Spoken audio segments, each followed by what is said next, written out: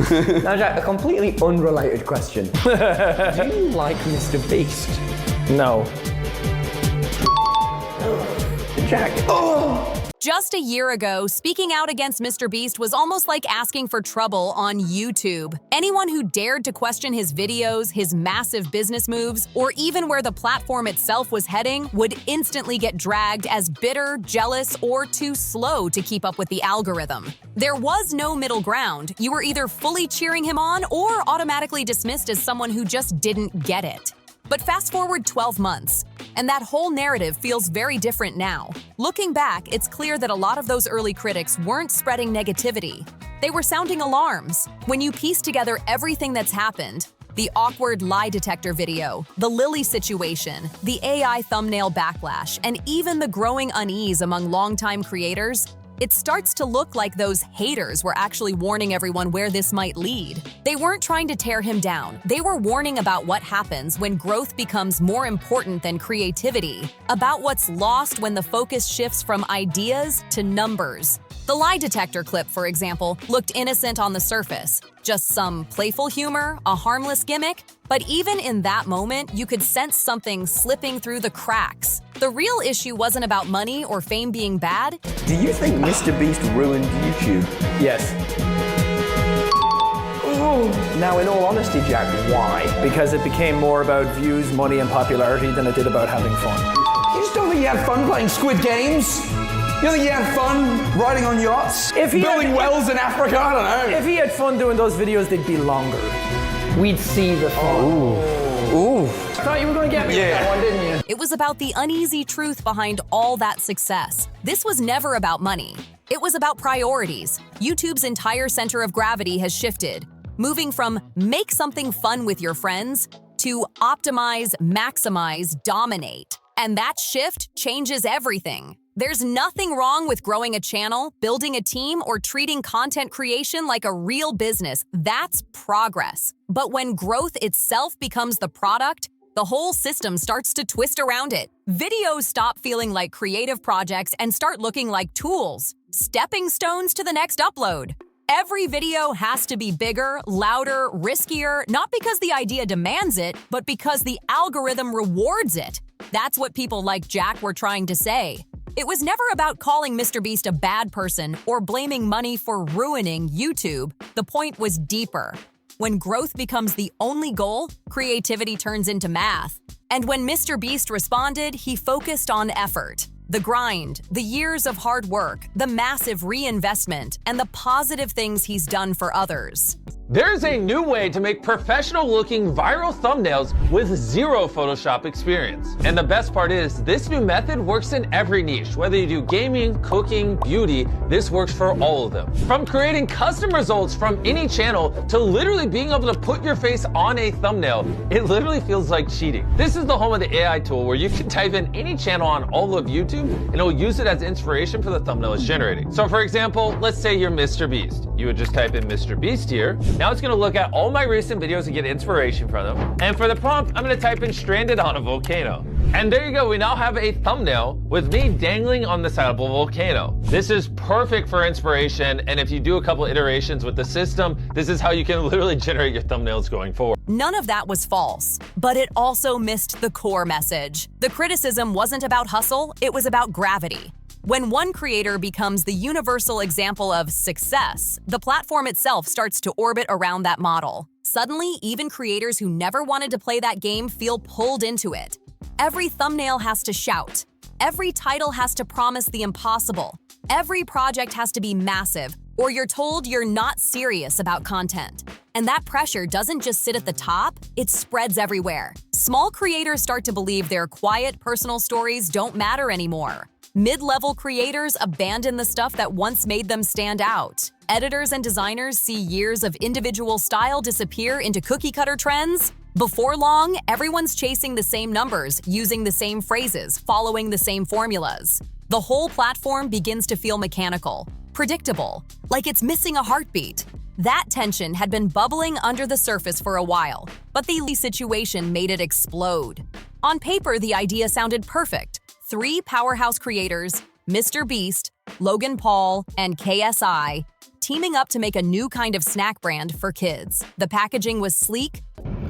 How's it going, guys? A week ago, I launched an AI thumbnail tool to help small creators make better thumbnails, and I thought people were going to be pretty excited about it, but I definitely missed the mark. If you open up Twitter, you know what I'm talking about. And so I read all your guys' feedback, and I've been thinking a lot about it. And so we just enacted some changes that I think you guys will find positive. And so going forward, there is no AI thumbnail tool. Anyone from now on that signs up for ViewStats Pro, there will not be the AI thumbnail tool. It just doesn't exist. We pulled it down.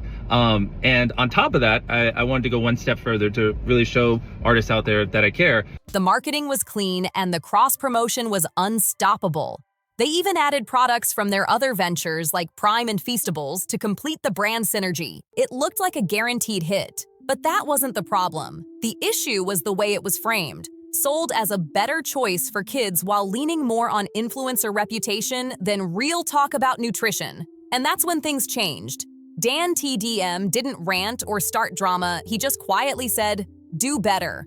No theatrics, no takedown, just disappointment. And that one calm response hit harder than any viral expose ever could. Because Dan represents the old spirit of YouTube, a time when creators weren't chasing dominance, they were building connection.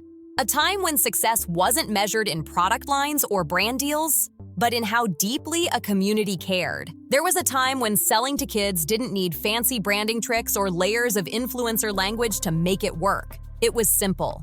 Fun content, maybe some merch, but nothing that blurred the line between entertainment and marketing. So when Jack spoke up after the Backlash, it didn't feel like he was chasing views. If you go on viewstats.com, under our more tools section, it will say hire thumbnail artists. And if you click that, it'll take you to a page of artist portfolios where you can commission a real thumbnail artist to make you a real thumbnail. So I care more than any of you could ever imagine about the YouTube community. I mean, obviously I'm the biggest YouTuber in the world and I don't take that responsibility lightly. And so, it deeply makes me sad when I do something that, people in the community are upset by. And I also want to put out there that I guarantee you, I have spent more money on thumbnail artists than... It felt like he was standing up for something bigger. It was a defense, not of himself, but of the audience that didn't sign up to be sold to in disguise. And that's exactly why the backlash hit so hard. This wasn't just creators arguing with each other. It became a real community moment. Viewers jumped in, parents voiced concerns, and longtime fans felt like something important had been crossed. It wasn't about hating influencers. It was about pushing back against the growing idea that trust itself had become another business asset to trade. But just as things started to calm down, the AI thumbnail controversy blew everything wide open again. The tool was introduced as something positive, a way to help smaller creators compete with the big ones. Auto-generated thumbnails designed to learn from what worked best across the platform, supposedly making things more fair. At first, it sounded great, but the problems showed up almost immediately. People noticed their thumbnail styles being copied, their faces appearing in demos without permission, even their logos showing up in promotional visuals. Years of personal creative work were suddenly being treated like data. Numbers, templates, machine inputs. And for a lot of creators, that didn't feel like help. It felt like extraction, like the soul of their work was being scraped away and repackaged. Jack didn't hold back. His response was fast and sharp because at that moment, it wasn't just about thumbnails anymore. It was about ownership. It raised a real question. Do creators still control their own identity on this platform?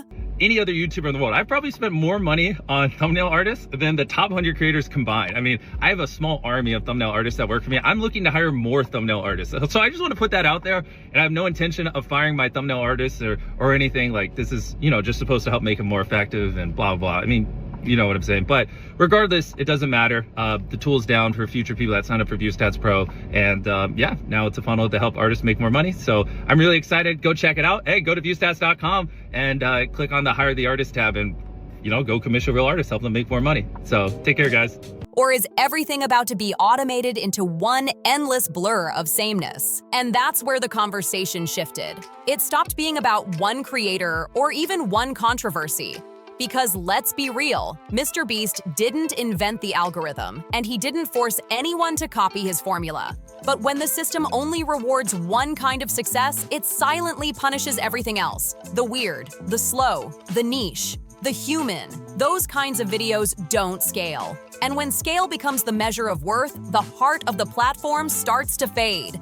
This is where the real line gets drawn. Not between creators, but between philosophies. Between bigger is always better and the belief that better doesn't always mean bigger. And that tension doesn't go away. It hangs in the air. Because what made all of this uncomfortable wasn't just the isolated scandals, it was the pattern behind them. Every time the platform got close to crossing a line, the response wasn't to pause and reflect. It was to speed up. Bigger launches, quicker pivots, flashier explanations, slicker edits, everything louder and faster.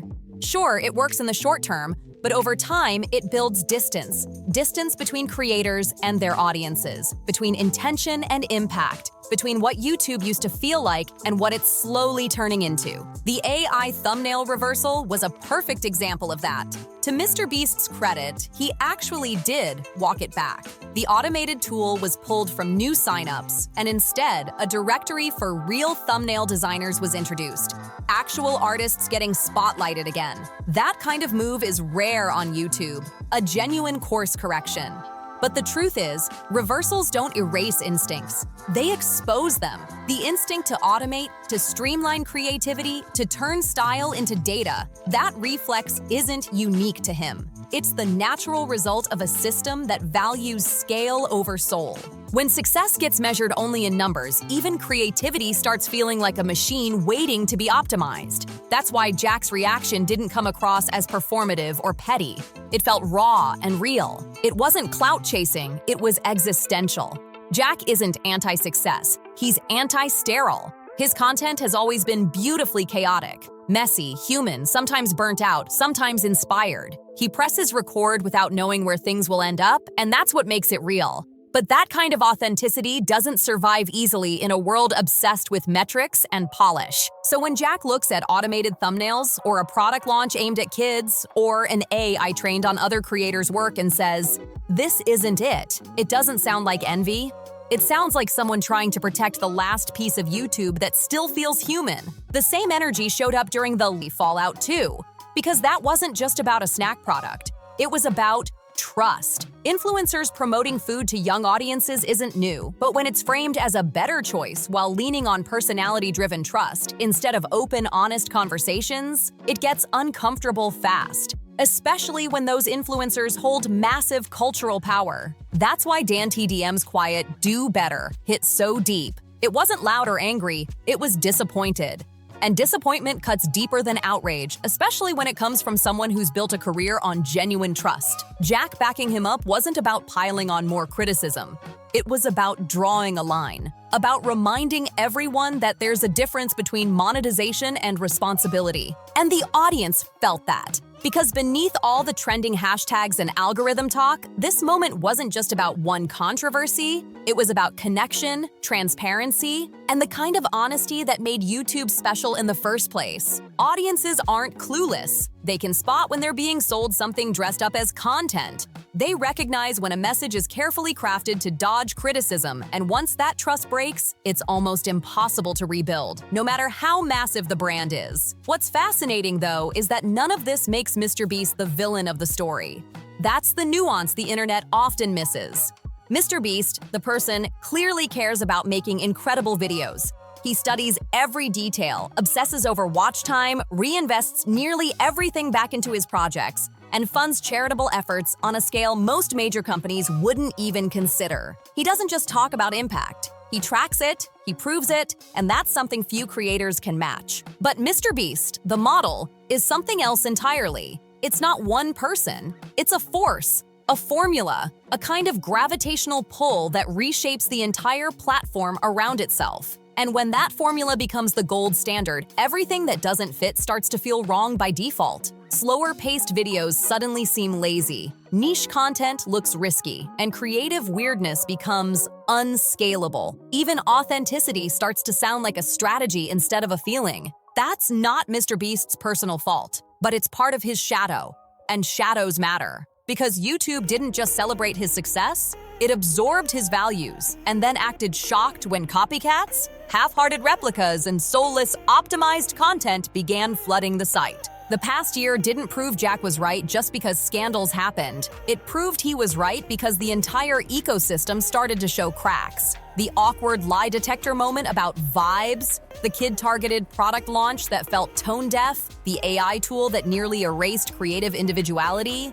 These weren't isolated mistakes. They were symptoms of the same mindset. When everything revolves around growth, culture becomes collateral. But to be fair, not everything was doom and gloom. There were real corrections too.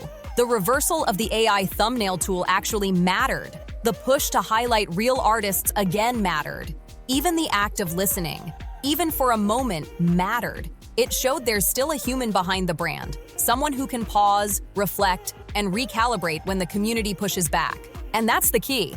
The audience doesn't want perfection. They want presence. They want creators and platforms that remember why people fell in love with YouTube in the first place. For creativity, connection, and the feeling that something real was happening right in front of them. The truth is, what's happening right now on YouTube isn't really about one creator at all. It's about evolution.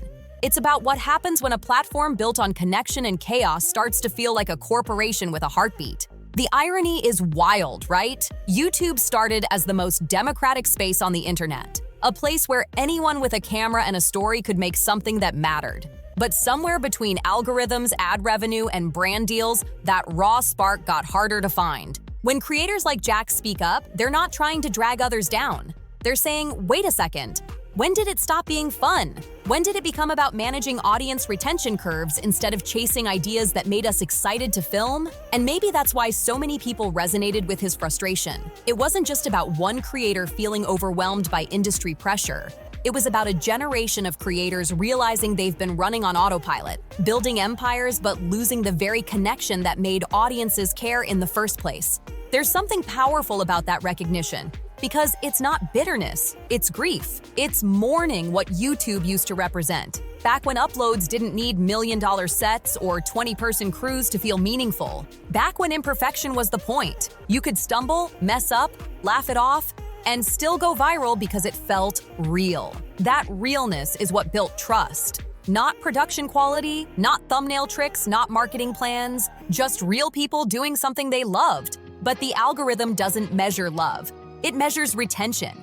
And once that shift happened, the platform started rewarding predictability instead of passion. Suddenly, every video had to fit inside a proven formula. Bigger reactions, faster cuts, louder intros, same fonts, same color schemes, same energy. The creative chaos that once made YouTube unpredictable started getting replaced with optimization charts. And once creativity becomes predictable, it loses its thrill.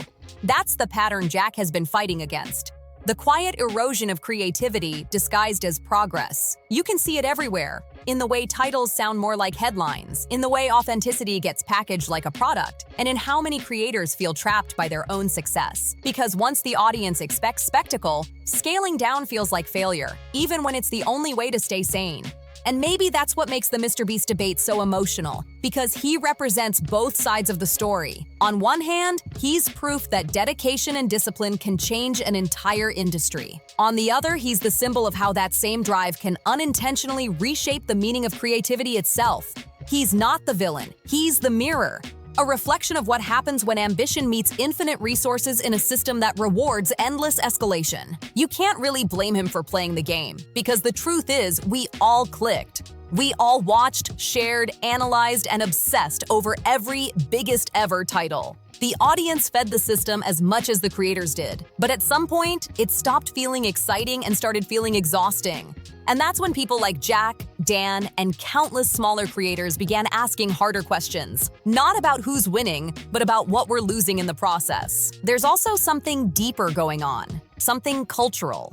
YouTube used to be a reflection of individuality, of people making weird, wonderful, chaotic stuff from their bedrooms. Now, it's drifting toward being an industry, polished, managed, strategic.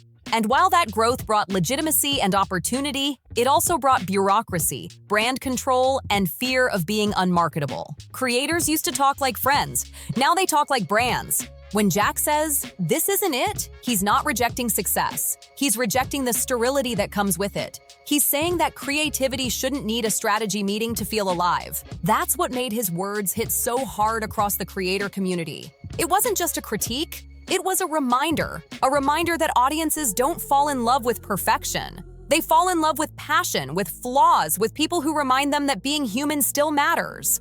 What's wild is that even YouTube itself seems conflicted. On one side, it pushes short-form content, AI tools, and algorithmic optimization, all meant to help creators succeed. But on the other, it promotes authenticity, vulnerability, and creativity as core values. Those two worlds can't coexist forever. You can't measure authenticity through analytics. It either exists or it doesn't. The real tension now isn't between Jack and MrBeast. It's between mechanical success and emotional connection, between creators who chase meaning and those who chase metrics. And neither side is fully wrong, because both are trying to survive in a system that constantly moves the goalposts. Still, there's a quiet shift happening. You can feel it. Creators are burning out faster than ever, but they're also starting to rebel. Some are scaling down, returning to smaller teams, posting less, caring less about numbers, and focusing more on storytelling.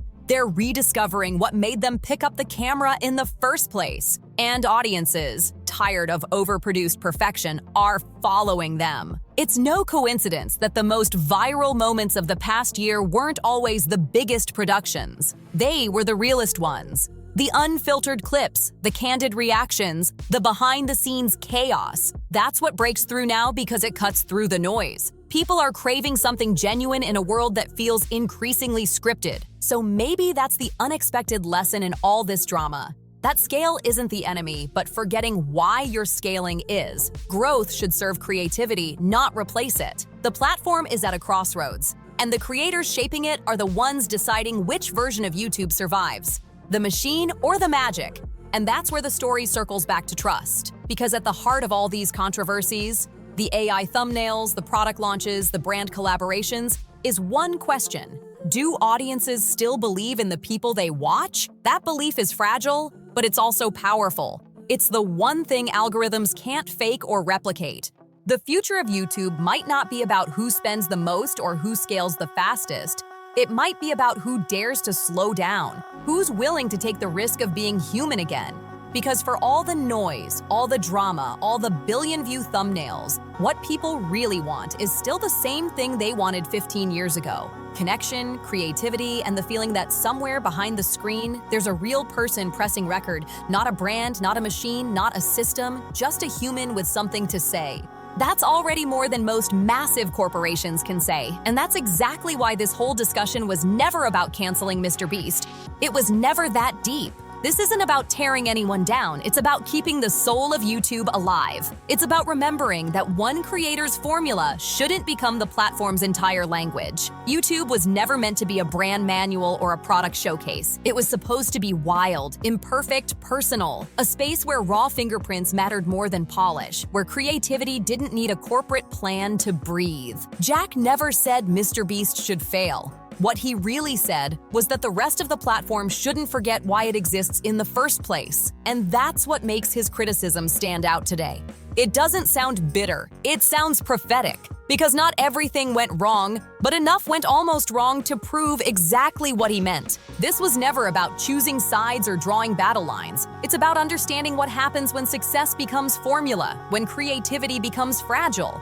It's about seeing that a system built only on scale can't survive without soul. And if YouTube wants to remain a culture, not just a marketplace, it has to make room for content that can't be graphed, scaled, or measured by algorithms. Because sometimes the best videos aren't the ones that break records. They're the ones that feel human. So let's keep that energy alive.